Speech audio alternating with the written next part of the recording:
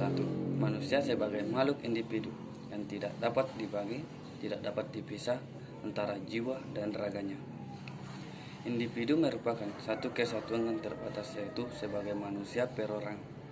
Individu adalah seorang manusia yang tidak hanya memiliki peranan tersendiri di dalam lingkungan sosialnya. Banyak peran yang dapat dilakukan. Kedua, manusia sebagai makhluk sosial. Manusia pada hakikatnya merupakan makhluk sosial yang pada dasarnya setiap kehidupannya tidak dapat terlepas dari adanya pengaruh interaksi, sosialisasi, dan komunikasi. Assalamualaikum warahmatullahi wabarakatuh. Baiklah, langsung saja ke materi yang kedua, yaitu manusia sebagai makhluk budaya. Manusia adalah salah satu makhluk Tuhan yang ada di dunia. Makhluk yang ada di dunia ada 4 macam, yaitu alam, tumbuhan, binatang, dan manusia.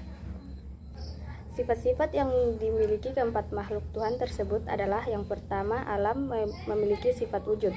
Yang kedua, tumbuhan memiliki sifat hidup dan wujud. Yang ketiga, binatang memiliki sifat wujud, hidup, dan dibekali nafsu.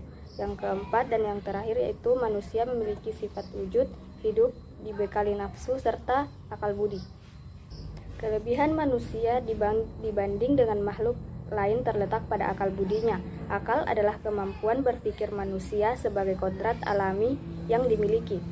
Manusia yang diberikan akal agar dapat berpikir, yang dimana digunakan untuk memecahkan masalah-masalah hidup yang dihadapi.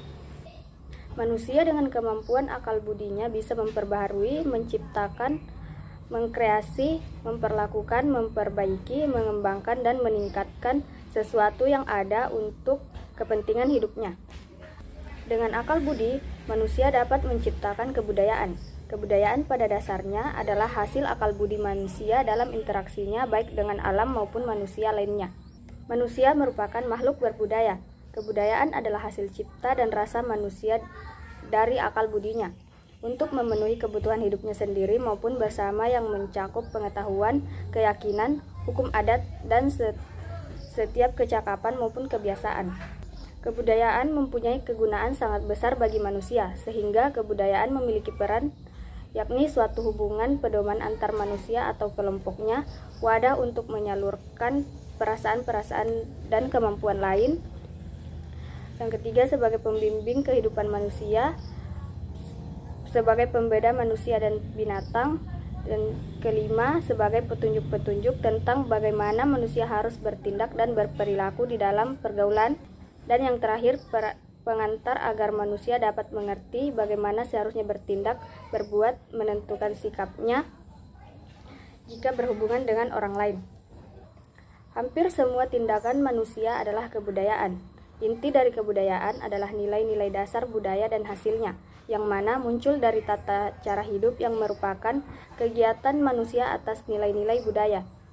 Cara hidup manusia tidak lain adalah bentuk konkret atau nyata, dan nilai-nilai budaya yang bersifat abstrak atau ideal. Hubungan manusia dengan kebudayaan dapat juga dilihat dari kedudukan manusia terhadap kebudayaan. Kedudukan manusia terhadap kebudayaan ada 4, yaitu: yang pertama, penganut kebudayaan; yang kedua, pembawa kebudayaan; yang ketiga, manipulator kebudayaan; dan yang keempat, pencipta kebudayaan. Manusia dan kebudayaan adalah dua hal yang tidak dapat dipisahkan, karena kebudayaan merupakan kebiasaan yang dibuat sangat lama dan terbentuk dari nilai dan norma yang diwariskan turun-temurun pada kelompok masyarakat. Jadi, dapat disimpulkan bahwa manusia sebagai makhluk budaya adalah manusia yang memiliki ide atau pengetahuan bersama yang melahirkan materi kebudayaan pribadi maupun bersama yang menjadi dorongan budaya untuk mencapai tujuan bersama. Sekian. Saya Marlina dari kelompok 4 akan membawakan materi mengenai etika dan estetika dalam berbudaya. Yang pertama itu ada etika dalam berbudaya.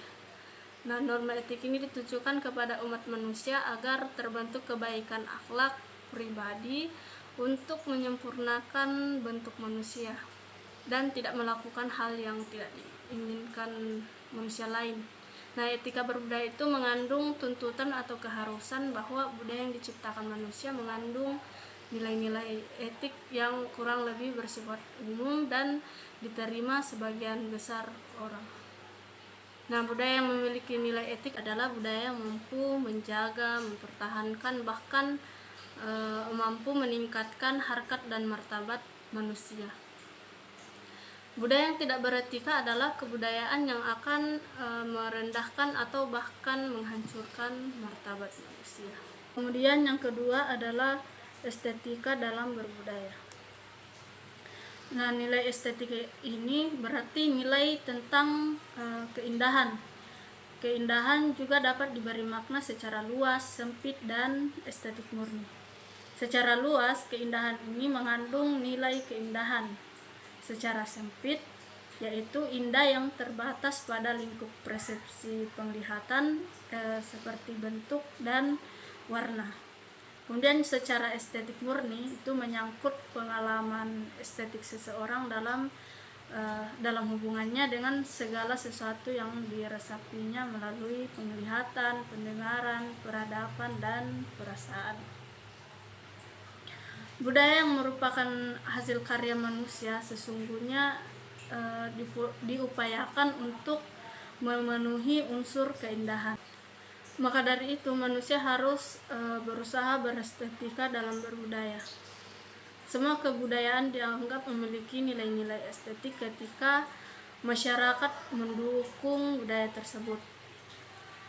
Keindahan itu adalah subjektif, tetapi kita tidak bisa memaksakan subjektivitas kita untuk melihat adanya estetika dari budaya lain. Terima kasih. Assalamualaikum warahmatullahi wabarakatuh. Jadi saya akan melanjutkan materi yang telah dipaparkan oleh teman-teman saya sebelumnya. Materi yang akan saya paparkan ialah mengenai problematika kebudayaan. Jadi ada beberapa hambatan yang terjadi di dalam masyarakat mengenai kebudayaan. Yang pertama, hambatan budaya yang berkaitan dengan pandangan hidup dan sistem kepercayaan. Yang kedua, hambatan budaya yang berkaitan dengan persepsi atau sudut pandang. Dan yang ketiga, hambatan budaya mengenai masyarakat yang kurang komunikasi dengan masyarakat luar. Dalam hal ini, masyarakat yang tinggal di daerah-daerah terpencil yang kurang komunikasi dengan masyarakat luar cenderung memiliki ilmu pengetahuan yang terbatas dan mereka seolah-olah tertutup dengan program-program pembangunan yang baru.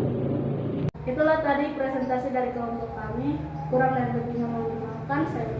Kami ucapkan terima kasih. Assalamualaikum warahmatullahi